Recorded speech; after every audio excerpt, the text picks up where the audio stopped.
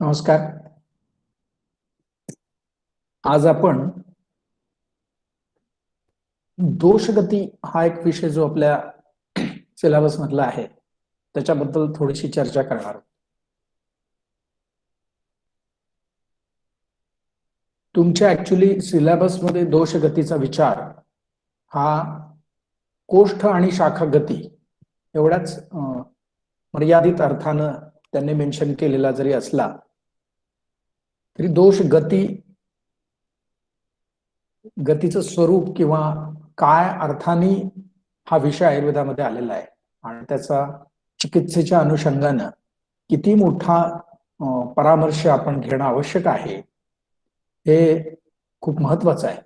आणि बऱ्याचदा हा विषय जेवढा गंभीरतेनं पाहिजे तेवढ्या गंभीरतेनं ना शिकवला जातो ना त्याचा अभ्यास केला जातो. आणि म्हणून बऱ्याचदा आपल्याला चिकित्सेमध्ये काही गोष्टी ज्या खूप दुस्तर वाटत असतात किंवा चिकित्सा करायला ज्या अवस्था खूप अवघड वाटत असतात त्यावेळेला आपण या दोषगती सारख्या विषयांचा अभ्यास करून त्याच्या माध्यमातून असे जे काही अडकलेले विषय असतात किंवा अडकलेले रुग्ण असतात, अवघड थोडेसे असतात, त्यांची चिकित्सा करू शकतो. शेवटी एक लक्षात घ्यायचं आपण की प्रत्येक गोष्ट जी आहे ती आपल्याला चिकित्सेच्या अनुषंगानं इथे घ्यायची आहे. आपण फक्त काही थेरीचा अभ्यास करत नाही आहोत. आपण एक प्रेझेंटेशन त्या विषयाचं आता पाहणार आहोत आणि त्याच्यानंतर आपण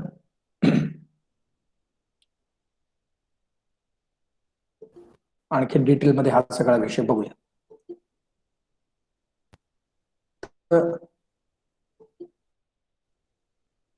मी नेहमी असं सांगत की पहिल्या वर्षाला आपण ज्या काही गोष्टी पाहतो किंवा अभ्यासतो त्या second year, third year, fourth इयरला गेल्यानंतर सुद्धा आपल्याला त्याचा अभ्यास करायचा असतो ऍक्च्युली. आणि वेगवेगळ्या वर्षांमध्ये आपल्याला त्या संकल्पनेचा किंवा त्या व्याख्येचा वेगळा अर्थ लक्षात येतो आणि पुढं पुढं आपण जसं जसं आपला अनुभव आणि आपलं ज्ञान समृद्ध होत जातं तसं आपण या संकल्पना अधिक स्पष्टपणे आत्मसात करू शकतो, त्याचा वापर आपण करू शकतो. तर दोषगती आणि पंचकर्म खरं तर मी थोडस जुनं असलेलं हे माझं प्रेझेंटेशन आज तुमच्या समोर या निमित्तानं नव्या स्वरूपामध्ये थोडस त्याच्यामध्ये रिज्युविनेशन करून प्रेझेंट आहे.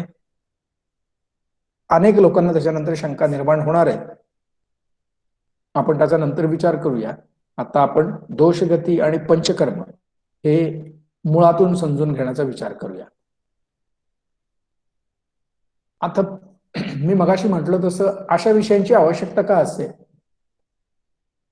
सिलेबस मध्ये आहे म्हणून आपण अभ्यासायचं आहे का? Why to study subjects like दोषगती? का आपण या गोष्टींचा अभ्यास करायचा, कशासाठी करायचा? कार्टून आहे पहा. डॉक्टर म्हणतो त्या पेशंटला, I have treated a lot of cases like yours, so maybe I will luck this time. विनोदाचा भाग आहे थोडासा. बरेच व्हॉट्सअपवर पण आपण अशा पद्धतीचे विनोद पाहत असतो. किंवा एक सिनेमा अजून पिक्चर आहे, I am going to refer you to doctor Snelfus, he needs the money more than I do. तर या दोन्हीही चित्रांमध्ये ज्या पद्धतीचे डॉक्टर्स आहेत तशी जर आपली अवस्था भविष्यामध्ये व्हायची नसेल, विशेषतः साठी आयुर्वेदिक प्रॅक्टिस करणार आहेत, तर त्यांच्यावर अशा पद्धतीची वेळ येऊ नये, अशा पद्धतीच्या डायलॉगबाजीची वेळ त्यांच्यावर येऊ नये म्हणून आपल्याला ज्या काही वेगळ्या वेगळ्या विषयांचा की जे थोडेसे साईड ट्रॅक झालेले असतात अभ्यास करणं गरजेचं आहे, ते आपण अभ्यासले पाहिजेत, नाहीतर ही वेळ आपल्यावर येऊ शकते. गतींचा विचार करण्यापूर्वी त्रिदोषांचा विचार करणं गरजेचं आहे. त्रिदोष सिद्धांत हा एक आयुर्वेदातला अतिशय मूलभूत आणि अतिशय महत्वाचा असा सिद्धांत आहे. पिक्युलॅरिटी ऑफ आयुर्वेद, किंबहुना आयुर्वेदाच्या बाहेरचं जे जग आहे ते आयुर्वेदाला या प्राधान्यानं त्रिदोषांमुळे आपण अगदी लेमॅनला जरी विचारलं तरी त्याला वात पित्त कफ असं काहीतरी माहिती असतं.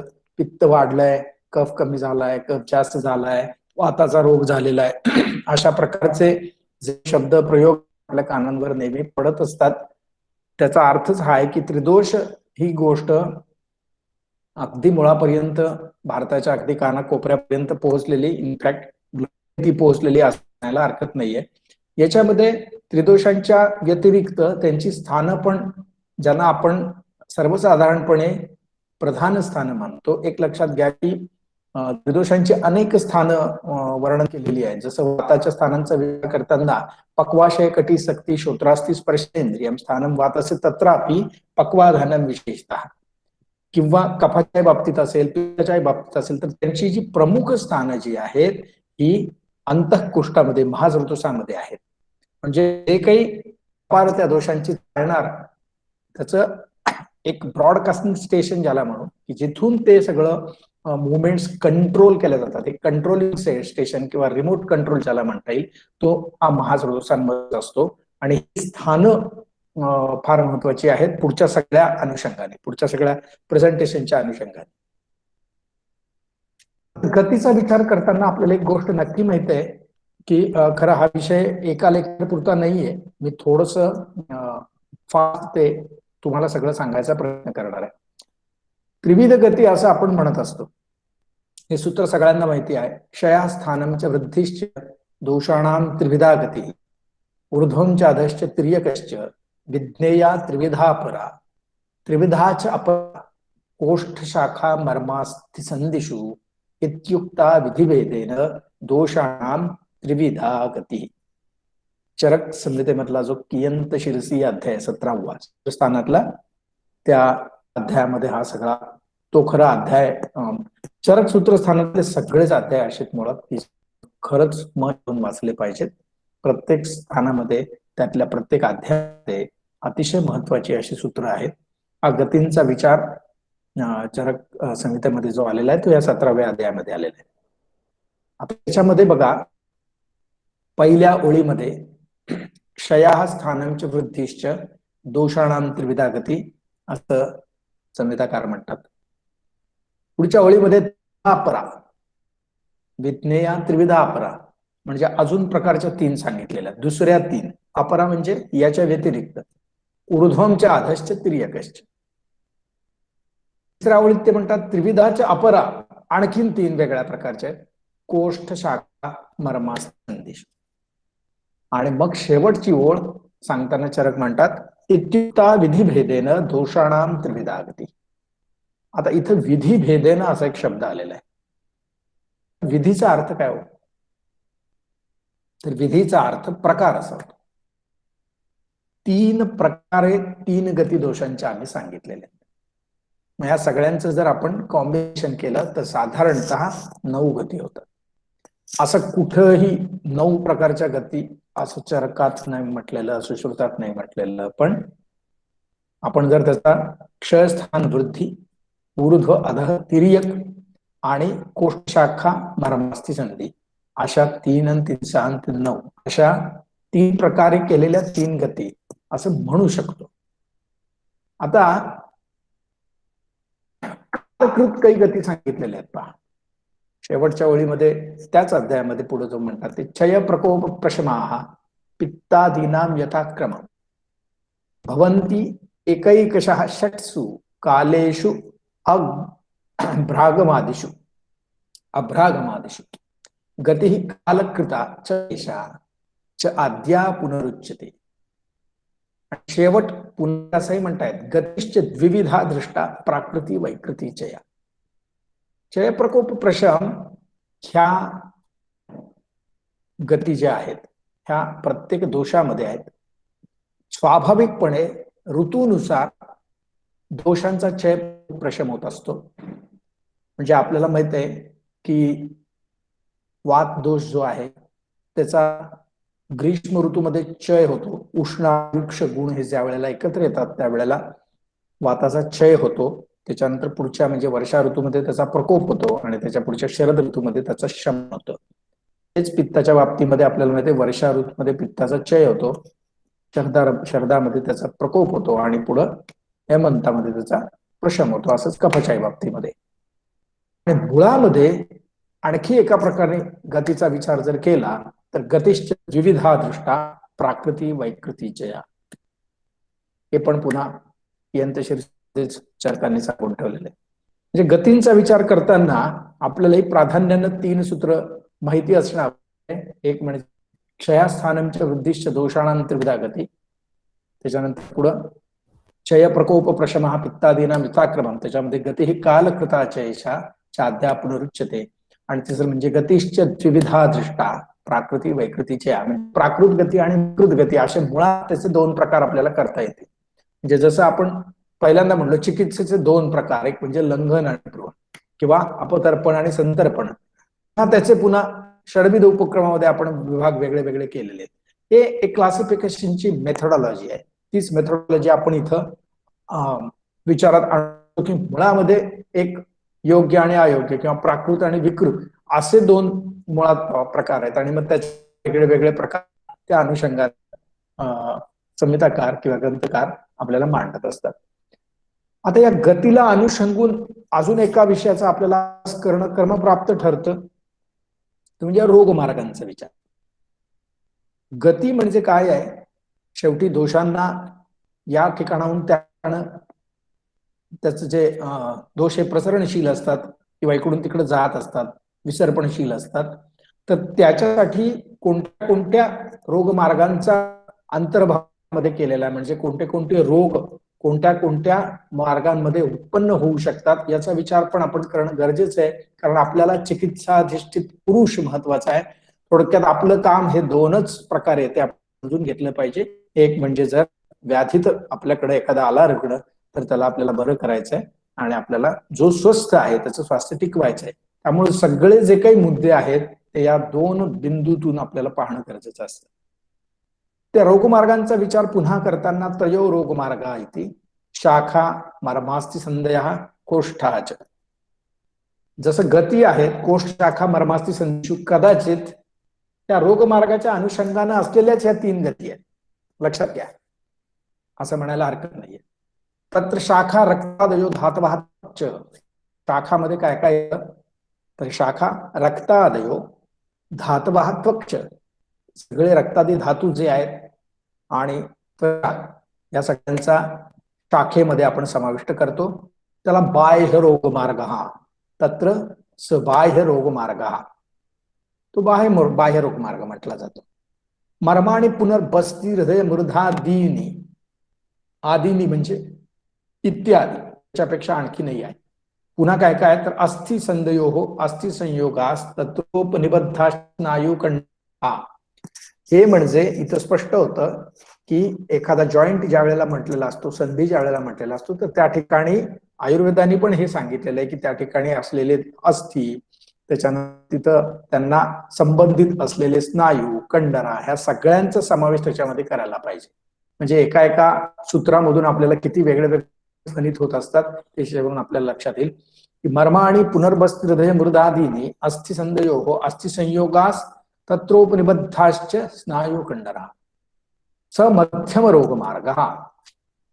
कोष्ठा पुनरुच्यते महास्रोतः शरीर मध्यम महानिम्नम आम पक्वाशया चैती पर्याय शब्दैः, त्याचे पर्याय शब्दैः काय काय ते सांगितले. महास्रोत सांगितलं, महानिम्न सांगितलं, शरीर मध्यम सांगितलं.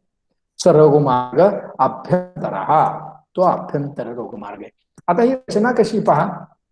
अभ्यंतर रोगमार्ग म्हणजे कोष्ठ आहे, बाह्य रोगमार्ग म्हणजे शाखा आहे, अभ्यंतर म्हणजे सगळ्याला आपल्याला महास्रोत त्याच्यामध्ये येत आहे, शाखेमध्ये त्वचा आहे आणि रक्तादी सगळे धातू उपधातू असतील, आणि मर्म म्हणजे बस्ती हृदय किंवा मूर्धा मेंदू आणि हे सगळे अस्थि संधी हा सगळा विषय आहे.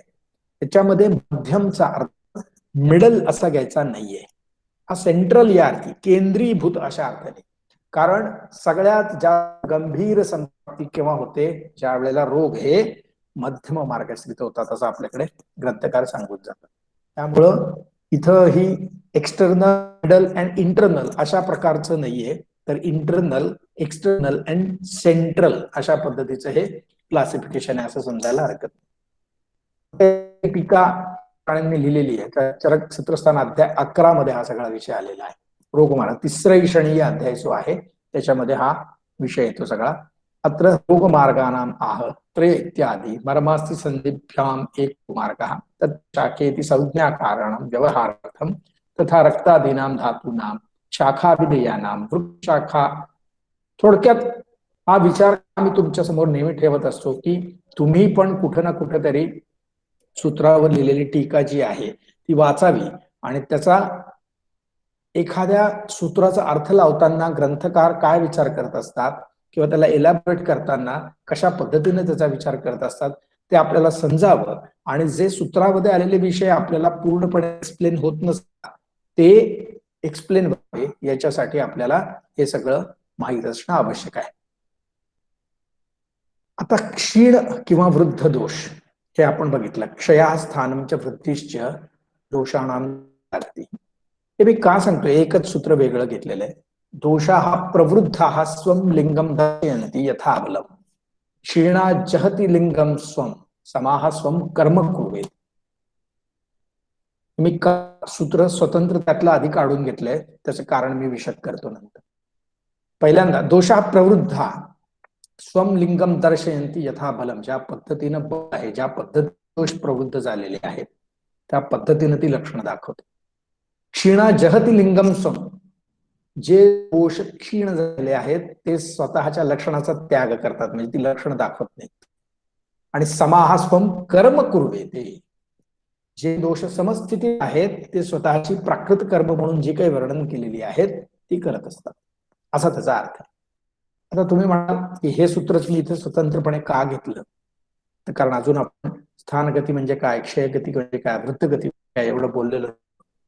त्याचं कारण असं की क्षीण दोष हे विकार कर्तृत्व असलेले आहेत का, त्यांच्यामध्ये विकाराचं सामर्थ्य आहे का, याच्याबद्दल खूप मोठे डिबेट्स आयुर्वेदामध्ये पूर्वी होऊन गेलेले आहेत.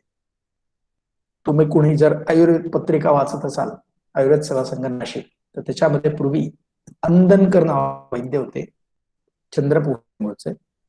तर त्यांनी एक साधारण 50 म्हणजे 1950च्या आसपास त्या काळात क्षीण दोष हे व्याधी उत्पत्ती करू शकतात अशा अर्थांनी एक खूप मोठं अभियान चालवलं होतं, अनेक लेख लिहिले होते. आणि त्याला खंडन मंडन करणारे इथे त्यावेळेसचे जे सगळे स्टॉलवर्ड्स होते अशा लोकांनी त्याचं खंडन मंडन केलेलं आहे, स्वतःची मतं मांडलेली आहेत. अनेक दिवस अनेक वर्ष हा विषय चालला होता आयुर्वेद पत्रिकेमध्ये की क्षीण दोष हे व्याधी निर्माण करू शकतात का. त्याच्याबद्दल अनेक मतमतांतर आहेत किंवा आपला तेवढा अभ्यास नाहीये की आपण त्या लोकांच्या मध्ये जाऊन त्याच्यावर टीका टिप्पणी करावी. परंतु ही गोष्ट आपल्याला समजून घेता येणं गरजेचं आहे की किंवा आपल्या विचारांना चालना देण्यासाठी गोष्टीचा आपण विचार करणं आवश्यक आहे की खरंच असं होऊ शकतंय का की क्षीण दोष जे आहेत इथं स्पष्ट म्हटलेलं क्षीणा जहति लिंगम स्वम. आणि जो स्वतः दुर्बल झालेला आहे, जो स्वतः दुर्बल झालेला आहे तो प्रकोपित एखाद्या अवस्थेला कसं काय जाऊ शकतो किंवा व्याधी निर्मिती कशी करू शकतो. अंधकाराने त्याला अनेक रेफरन्सेस देऊन सिद्ध करण्याचा प्रयत्न केला होता, त्याचं खंडनही बऱ्याच जणांनी केलं होतं. फक्त हे आपल्याला एक हिस्ट्री आपल्या घडून गेलेली 50 वर्षातली माहिती असावी म्हणून हा विषय मी मुद्दाम सांगितला. आता ह्या गती आहे त्याच्यामध्ये साधारणतः प्राकृती वैकृतीच्या असे म्हटलेले आहे. त्याच्यामध्ये साधारणतः ची नॉर्मल किंवा स्थान गती आहे की काय. We know the in normal state Tridosha carry out all the functions of the body and maintain the state of equilibrium. To carry out all these functions, doshas require a specific state of motion which scientifically called as sthanagati, that is normal. त्यातली स्थानगती म्हणजे काय आहे तर एक विशिष्ट प्रमाण दोषांचं असणं आवश्यक असतं आणि या प्रमाणामध्ये दोषांना राहण्यासाठी ज्या पद्धतीची मोशन दोषांची आवश्यक आहे त्याला स्थानगती म्हणतात.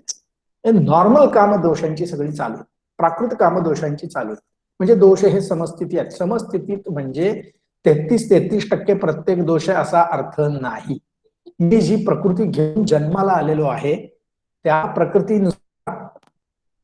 प्रकृतीनुसार माझी जी काही दोषांची शरीरातलं पर्सेंटेज आहे ते पर्सेंटेज माझ्यासाठी नॉर्मल झालं. आणि ते मेंटेन करताना जी गती दोष स्वतःहून मेंटेन करतात त्या गतीला आपण स्थान गती असं म्हणतो. आणि मग नॅचरली याच्यापेक्षा कमी ज्या वेळेला होतात दोष प्रमाणात तर ती झाली क्षय गती, आणि वाढतात त्यावेळेस ती झाली वृद्ध गती. आता महत्वाची गोष्ट अशी आहे की याची चिकित्सा पण शास्त्रकार सांगून ठेवतात की दोषाः वर्धयितव्या, वृद्धाः ऱ्हासयितव्या, समाः पालयितव्या. सुश्रुतांनी सांगून ठेवलेले की जे दोष क्षीण झालेले आहेत त्यांचं वर्धन करा, जे वाढलेले आहेत त्यांचा ऱ्हास करा, आणि जे समस्थितीत आहेत त्यांचं पालन पोषण किंवा ते मेंटेन करा, असं सुश्रुताचार्य सांगतात. आता ह्या वृद्ध गतीचा विचार आपण मगाशी क्षीण बद्दल बोललो आपण, पण ज्या वेळेला आपण वृद्ध गतीचा विचार करतो त्यावेळेला उदाहरणार्थ काही मी रेफरन्सेस तुम्हाला सांगतो. रक्तपित्तामध्ये आलेलं रेफरन्स आहे पहा. ऊर्ध्वम नासा क्षिकरणास्यैः मेढयोः गुदैः अधः पितम रोमकूपैः समस्तै तत्प्रवर्तते. किंवा ऊर्ध्वम, सुरुवातीला म्हणलं ऊर्ध्वम, किंवा कासाची संप्राप्ती आहे बा, प्रतिहतो वायू ऊर्ध्वस्रोत समाश्रिता, अध प्रतिहतो वायू ऊर्ध्वस्रोत समाश्रिता. गती झाली दोषांची, आलं का लक्षात. त्याच्यानंतर अधोगती, रक्तपित्तामध्ये दोन्ही गती सांगितलेल्या आहेत, ऊर्ध्वगती अधोगती ह्या दोन्ही गती सांगितलेल्या आहेत. थोडक्यात ऊर्ध्व, अध आणि तिर्यक रक्तपित्ताच्या बाबतीत तिर्यक रक्तपित्त पण आपल्याला माहिती आहे, या अनुषंगाने गतींचं वर्णन केलेलं आहे. सांगितलं तसं गती त्याची स्थानापेक्षा क्षीण झाला आणि वृद्ध झाला. आता वृद्ध गती म्हणजे काय? दोष ज्या वेळेला वाढतात त्यावेळेला आपण त्याला वृद्ध गती असं म्हणतो. आता वृद्ध झाले म्हणजे काय झाले? त्यांचं प्रमाण खूप जास्त वाढलं. मग त्याच्या पुढं चरकाचार्यांनी क्षय प्रकोप प्रशम सांगितला किंवा सुश्रुताचार्यांनी षट क्रियाकाल सांगितला, ज्याच्यामध्ये वाढलेल्या दोषांच्याच गती वर्णन केलेल्या आहेत सगळ्या. आता उदाहरणार्थ संचयमच्या प्रकोपमच्या प्रसारण संश्रयम, पुढे आपण त्याचा हे घेणार आहोत, परामर्श घेणार आहोत. हा जो नॉर्मल मोशन जो आहे त्रिदोषांची, ही आपल्याला माहित आहे की हे कधी आपण घड्याळ बघितलं असेल, आपल्या शरीराचं आयुर्वेदिक बायोलॉजिकल क्लॉक जी आहे तर ते अशा पद्धतीचं असतं साधारणतः की 10 ते 2 हा जो काळ आहे पित्ताचा समजला जातो, 2 ते 6 हा काळ वाताचा समजला जातो, आणि 6 ते 10 हा काळ पित्ताचा समजला जातो, दोन्ही वेळेला, म्हणजे सकाळच्या सत्रात पण आणि रात्रीच्या सत्रात पण. आता याचा वापर कशासाठी करायचा? शेवटी सगळं मी म्हटलं मगाशी तसं चिकित्सेसाठी असतं. त्यावेळेला पित्त हे खूप जास्त वाढतं. कोलेसिस्टॅटिस सारखा एक पेशंट येतो, ॲब्डॉमिनल पेन घेऊन तुमच्या ओपीडी मध्ये येतो, आणि तुम्ही त्याचं त्यावेळेला वेदना किंवा ॲब्डॉमिनल एक असतं पेशंटला, त्यावेळेला काही महत्वाचे प्रश्न विचारायचे. त्याच्यातला हा एक प्रश्न आहे की बाबा वेदना कोणत्या काळी तुला जाणवते? ज्या वेळेला रुग्ण हे रात्री 2 वाजता 1:30 वाजता असं आपल्याला काळ सांगतो, त्यावेळेला डोक्यात पहिल्यांदा ही घंटा वाजली पाहिजे की हा हे पित्तजन्य असू शकतं. मध्यंतरी व्हॉट्सअपवर एक केस डिस्कस करत होतो, आणि त्यांनी बऱ्याच थोडे प्रॅक्टिस करणारे मित्र माझे BMS, तर त्यांचं म्हणणं असं पडलं की अमुक असेल तमुक असेल, किंवा अकॉट ॲब्डॉमिनची केस होती, हे असेल. पण त्याच्यात तो रुग्ण सांगायचा की 1:30 वाजता 1:15 वाजता त्रास होतो. मी म्हटलं बाबा तुम्ही त्या पेशंटची सोनोग्राफी करा, पेशंटला कोलेसिस्टॅटिस असायची शक्यता आहे, आणि त्याच्यानंतर सोनोग्राफी नंतर हे सिद्ध झालं की पेशंटला कोलेसिस्टॅटिस होतं. म्हणजे ह्या ज्या प्राकृत अवस्था आहेत सगळ्या, ह्या जर आपल्याला माहित असतील, हे जर टायमिंग, हे जर क्लॉक आपल्याला माहित असेल गतींचं, तर साधारणतः आपल्याला या सगळ्या गोष्टी कळू शकतात. ही जी नॉर्मल गती आहे ही दोष हे 2 वेळेला कोष्ठ शाखा असं गमन करत असतात प्राकृततः, विकृतीच्याच वेळी असं नाही, प्रकृतीस्ततः आपल्याला माहिती भोजनाच्या वेळेला. तर दोषांची ही जी मोशन आहे, continuous motion of Vyanavayu in our body, so that the nutritious supplements can be couriered to each and every cell of the body.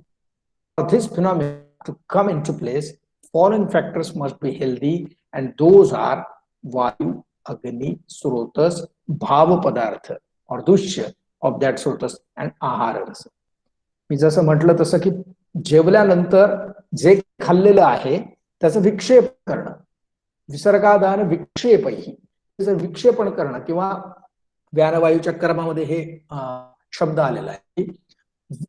विक्षेपण करणं सगळ्या खाल्लेल्या आहार रसाचं हे व्यान करत असतो आणि प्रत्येक पेशीपर्यंत सेल पर्यंत ही गोष्ट पोहोचवायची आहे. तर ही जी सगळी चेन आहे, तर ह्या चेन मध्ये कोण कोण येतं, तर त्याच्यामध्ये वायू येतो, व्यानवायू येतो, अग्नी येतो, स्रोतस येतं, भाव पदार्थ येतात आणि आहार रस.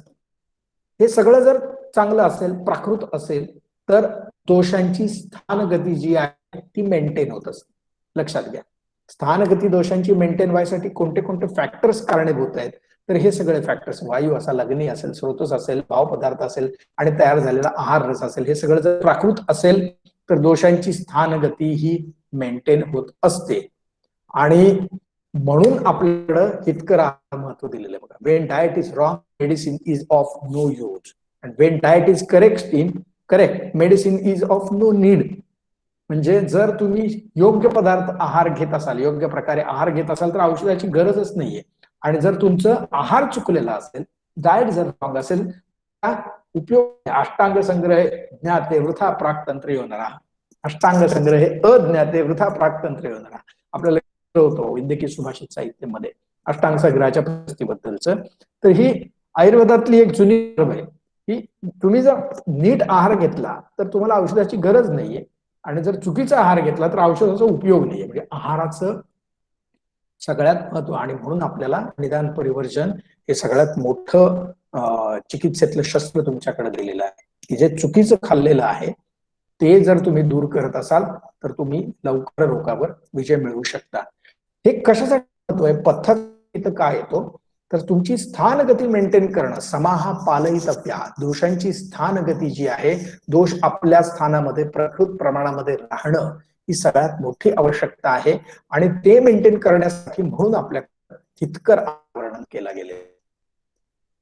आता ही विकृत गती काय आहे, ऍबनॉर्मल मोशन ऑफ दोषास काय असते, तर it is the nature of दोषास to get vitiated and to vitiate others. दूषयती तद्दोषः. दोषांचं नाव दोष का ठेवलंय, गुण असं का नाही ठेवलं, तर दोष हे इतरांना दुष्ट करू शकतात आणि म्हणून त्यांना चांगल्या पद्धतीने मेंटेन करणं हे आपलं वैद्याचं कर्तव्य असतं. म्हणजे याला आउट ऑफ द वे किंवा out of the box thinking असं म्हणतात. मला काल एक व्हॉट्सअपवर खूप सुंदर मेसेज आला की आपण ब्रेक एखाद्या का असतात, ब्रेक कशासाठी आहे, तर असा प्रश्न विचारल्यावर कोणी सांगितलं की नाही बाबा गोष्टीसाठी आहे, तुमचा ऍक्सिडेंट होऊ नये म्हणून आहेत, अमुक होऊ नये म्हणून आहेत. पण असं कोणीच केला नाही की तुम्ही फास्ट सगळ्यात चालावं म्हणून ब्रेक आहेत गाडी. विचार करा की ब्रेक जर तुमच्या गाडीला नाहीये किंवा ब्रेक ही कन्सेप्टच नाहीये, ब्रेक ही कन्सेप्ट नसेल तर तुम्ही गाडी 10, 15, 20च्या स्पीड पेक्षा जास्त चालू शकाल का? तर नाही चालू शकत. तुम्हाला हा कॉन्फिडन्स तेव्हा येतो की नाही बाबा, मी जर फास्ट चालवली गाडी आणि समोर काही प्रॉब्लेम आला रस्त्यामध्ये तर मी ब्रेक दाबू शकतो आणि गाडी माझी थांबवू शकतो. कॉन्फिडन्स यामुळं ब्रेक्समुळे येतो. याला out of the way thinking असं म्हणतात. त्या पद्धतीचं थिंकिंग हे आयुर्वेदाचं आहे की दोष हे नाव आम्ही का दिलंय, तर ते दुष्ट करू शकतात. दोषयंती तर दोषः म्हणजे त्यांनी करावं का, तर नाही करावं. का करू नये, त्याच्यानंतर व्याधी निर्मिती होणार आहे, आणि कसं करू नये त्यासाठी सगळं आयुर्वेद शास्त्र त्यांनी सांगितलं. आणि म्हणून इतरांना दूषित करणं दोषांचं काम असतं. आणि in this state their normal motion becomes disturbed, and by means of these abnormal motions they propagate all over the body, leaving their proper sites. आणि मग वेगळ्या वेगळ्या गती आहेत ज्या मगाशी आपण वृद्ध, त्याच्यानंतर ऊर्ध्व, अध, तिर्यक, या सगळ्या ज्या गोष्टी आहेत त्या गोष्टी किंवा त्या गती दोषांना प्राप्त होतात ज्या वेळेला त्याची स्थानगती ही नष्ट होते. आणि मग अतिशय सुंदर आपल्याकडं याचं विवेचन सुश्रुता केलेलं आहे षटक्रियाकालाच्या माध्यमातून. संचयमच प्रकोपमच प्रसरम स्थान संश्रयम व्यक्तिम भेदमच यो व्यक्ती दोषाणाम स भवेत भिषक. सुश्रुत सूत्रस्थान अध्याय 21. हे कशासाठी अभ्यासायचं, त्याच्या खालीच त्याचं सूत्र आहे. संचय परुत, हे अष्टांग हृदयातलं सूत्र आहे. संचय अपरुता दोषा लभंते न उत्तरतीही. गतीशिवाय काहीही नाही, लक्षात ठेवा. ते तू उत्तरासु गतीषु वंती बलवत्तरा. स्पष्ट असं म्हटलेलं आहे की संचय अवस्थेमध्ये जर तुम्ही दोषांना नष्ट केलं इन द सेन्स त्यांचा ह्रास केला, त्यांना कमी केलं, तर त्यांना पुढची गती प्राप्त होत नाही. लभन्ते न उत्तरागती, आणि ते उत्तरासु गतीषु भवंती बलवत्तरा. जर त्यांना पुढची गती लाभली तर मात्र दोष हे अधिक अधिक बलवान होत जातात, संपत्ती ही अधिक गंभीर होत जाते आणि तुम्हाला अधिक अधिक क्रिटिकल उपाययोजना त्याच्यासाठी करायला लागते. ते असं होतं पहा. आणि म्हणून ही जी वृद्ध दोषांची गती आहे किंवा तिर्यक दोषांची गती आहे ती आपल्याला समजून घेणं गरजेचं आहे. आता का अभ्यास करायचा व्हायचा? एवढं मी मगाशी म्हटलो की तुम्हाला जर चांगलं डॉक्टर व्हायचं असेल तर ह्या गतीचा अभ्यास करणं. मुळात गतीची संकल्पना आपल्याकडे मांडली कशासाठी असेल, किंवा हे षटक्रियाकाल सुश्रुताचार्यांनी का वर्णन केले असते? त्याचं एक उदाहरण असं आहे की एक भिके पाध्ये गुरुजी नावाचे खूप मोठे वैद्य होऊन गेले, आता नाही येत ते. तर या वैद्यांनी कायाकल्प नावाची एक आयुर्वेदिक कादंबरी लिहिली होती. ते त्या कादंबरीसाठी प्रसिद्ध मुंबईचे होते. तर त्यांच्या एका लेखामध्ये त्यांनी वर्णन केलं की दोषगती हा आयुर्वेदामध्ये का. तर आपल्याला माहित आहे विकार नामा कुशलो न चिव्हियात कदाचन. एखाद्या विकाराला आपल्याला नाव प्रत्येक वेळेला शक्य होतो असं नाही. कधी कधी आपल्याला एखाद्या व्याधीचं निदानही योग्य काळामध्ये करणं शक्य होत नाहीये, पण त्यावेळेला चिकित्सा जर करायची असेल वैद्याला तर त्यांनी काय करायचं, तर त्याला जर दोषांच्या गतीचं ज्ञान असेल तर या वेगळ्या वेगळ्या गतीतल्या अवस्था ज्या आहेत ते जर त्याला जाणून घेता आल्या तर त्यावेळेला दोषांचं जे स्वरूप आहे त्या स्वरूपावरून आपण त्यांची चिकित्सा करू शकतो. आणि ही चिकित्सा करण्याचं सामर्थ्य वैद्यामध्ये यावं म्हणून आपल्याला ह्या सगळ्या गतींचं ज्ञान लक्षात ठेवा. साधी गोष्ट आहे की मला आम्लपित्ताचा त्रास आहे, मी अल्सर होईपर्यंत वाट बघायची काही गरज आहे का? योग्य वेळेला जर वैद्याच्या लक्षात आलं की या पद्धतीची ती घडती आहे, अशा पद्धतीने वाढतायत, या ठिकाणी आहेत, आपल्याला वमन द्यायचंय, वमन देऊन आपण त्यांना काढून देऊ. नाही, आम्ही त्याला प्रोटॉन पंप इनहिबिटर्स देऊन देऊन देऊन त्याला दाबून ठेवणार आणि मग एक दिवस तो थांबून थांबून थांबून तो आशय जो आहे, तो धातू जो आहे तो कापून त्याचा भेद करेन आणि मग मोठ्या प्रमाणामध्ये पेशंट इमर्जन्सीमध्ये आमच्याकडे येईल, म्हणजे आम्हाला सर्जरी करण्याशिवाय पर्याय नाही. हे होऊ नये. लभन्ते न उत्तरागती का ते तू उत्तरासु गतीषु भवन्ति बलवत्तरा. म्हणजे अम्लपित्त किंवा ग्रहणीमधून एखादा दोष अल्सर पर्यंत कसा पोहोचू शकतो तर त्याचं हे कारण आहे. आता हे दोष जे आहेत जागा तोडतात. तर if any one of the factors become rusty or कोणते जे मगाशी आपण अभ्यासले होते 5 फॅक्टर होते, अग्नी असेल, व्यानवायू असेल, स्रोतस असेल, rotten or dusht, the normal tendency of doshas which is towards कोष्ठा get reversed. मुळात दोष हे स्वतःचं स्थान कोष्ठामध्ये, मी पहिल्यांदाच सांगितलं होतं की दोषांची ही प्रमुख स्थान ही महास्रोतसामध्ये आहेत आणि त्यांची टेंडन्सी आहे की वरचा कुठला जरी भाव पदार्थ बिघडला, 5पैकी घटक बिघडला तर त्यांची ही नॉर्मल कोष्ठामध्ये राहण्याची, कोष्ठाकडे येण्याची गती जी आहे ती रिव्हर्स होते आणि ते प्रोपोगेट होतात अन्य अन्य ठिकाणी. अग्नी हा त्याच्यामध्ये सगळ्यात महत्वाचा फॅक्टर आहे. आणि आपल्याला माहिती आहे दोष हे शाखेमध्ये जाण्याचे जे काही त्यांनी कारण सांगितलेली त्याच्यामध्ये व्यायामास उष्मणस्तैक्ष्ण्यात हितस्य अनवचारण हे प्रामुख्याने सांगितले. त्यात उष्मण हा म्हणजे अग्नी आहे. अग्नी खूप महत्वाचा रोल या सगळ्यामध्ये हे करत असतो. अग्नी is very important factor responsible for normal and abnormal motions of दोष धातू अँड मलाच. त्याला माहित असणं आवश्यक आहे. जसे हा 3 गोष्टी गती होत्या तशी कोष्ठ शाखा मर्मगती ही पण आपल्याला माहिती आहे. एका डायग्राम मधनं आपण ती दाखवलेली आहे. मर्म किंवा अस्थि किंवा संधी या ठिकाणची जी दोषांची गती आहे ती खूप विकृत असते किंवा त्याला तिर्यक गती म्हटलेलं आहे. ते कशासाठी म्हटलेलं आहे तर तिथून दोषांना बाहेर काढणं खूप अवघड पडतं. इथे एक साधारणतः जॉईंटचा आपण स्ट्रक्चर बघतो आहे.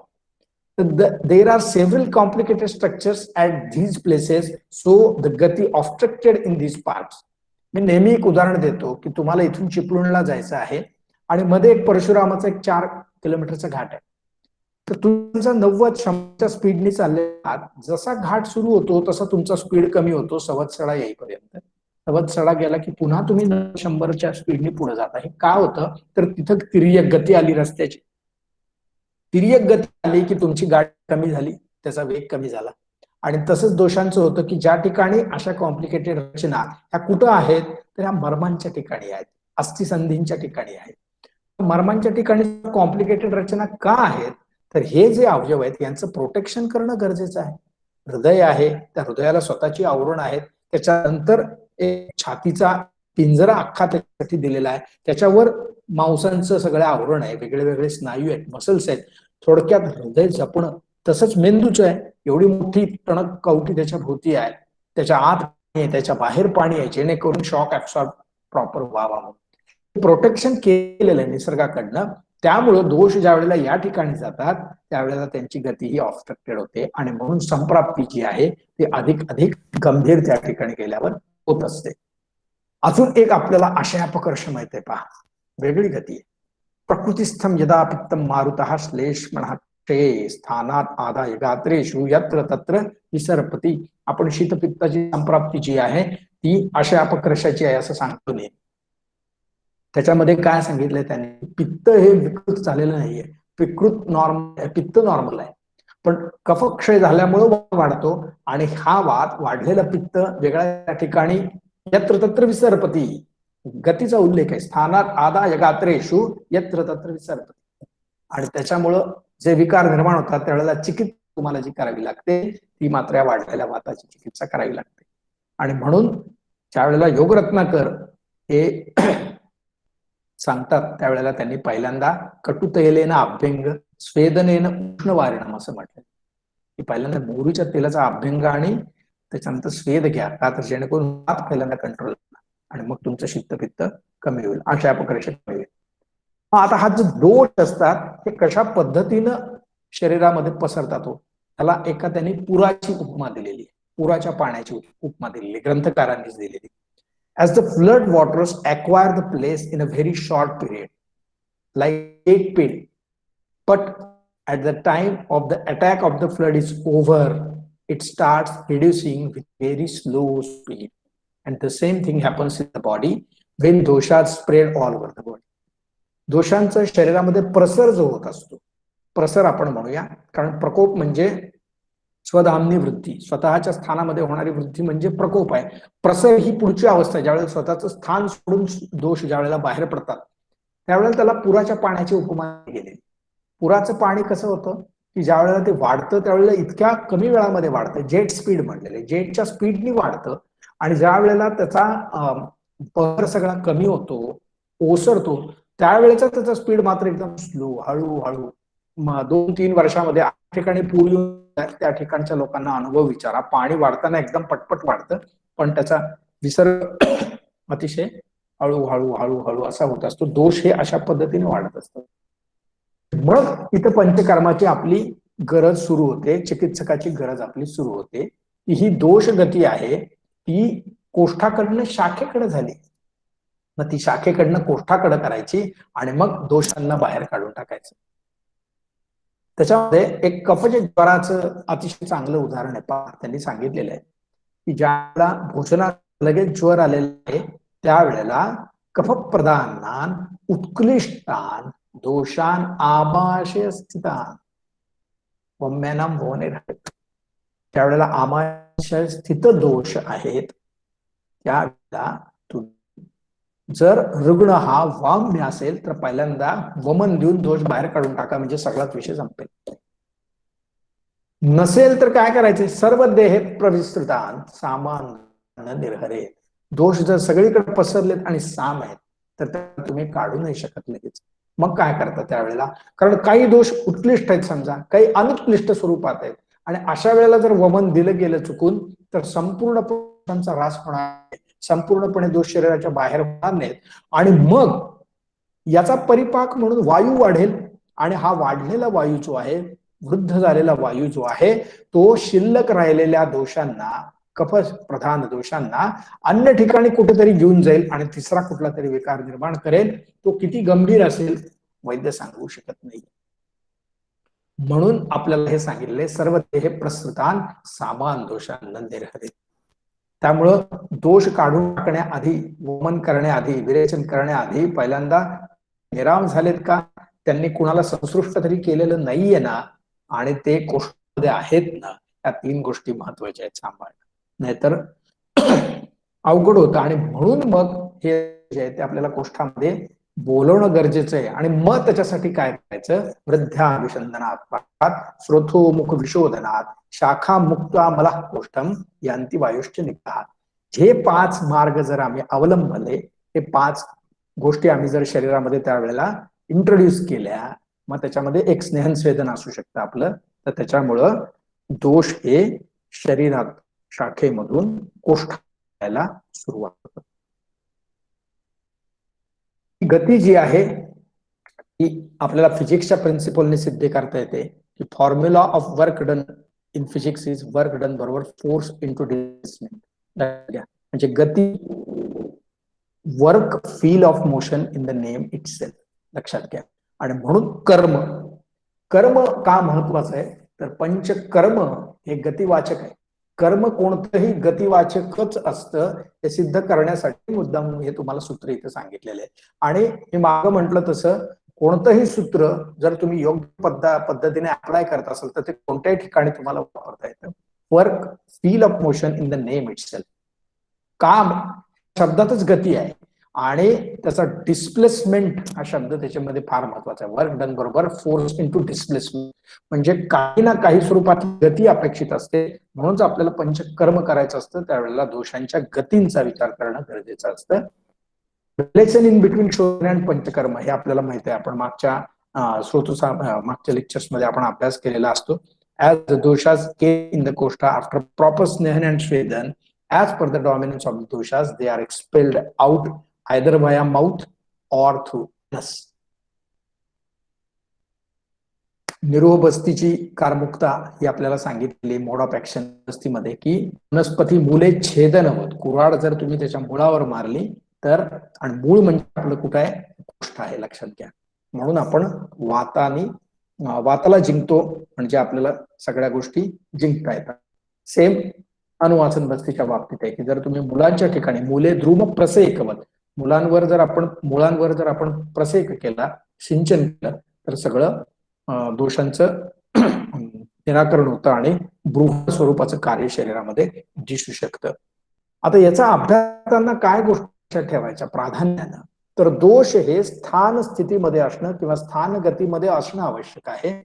जर काही कारणांनी, कोणते कोणते कारण आहेत, व्यायामात पुष्पणस तीक्ष्णात हितस्य अनवचारणात, या कारणांमुळे जर दोषांची स्थान गती बिघडली आणि दोष जर हे अन्य गतीला प्राप्त झाले, तर आपल्याला वैद्याचं कर्म असं आहे की त्याला त्या गतीतून सोडायचं, त्या गतीतून सोडून त्याला कोष्ठामध्ये आणायचं. हे तुझं मूळ आहे बाबा. आणि जे शरीराला नको असलेले झालेले दोष आहेत ते शरीरातून बाहेर काढून टाकायचे, म्हणजे दोष हे पुन्हा साम्य स्थितीमध्ये येतात आणि मग पुन्हा त्यांची प्राकृत कर्म ती करायला लागतात. मला वाटतं इथपर्यंत दोषगती हा विषय आपल्याला समजलेला असेल की मी आशा करतो. आणि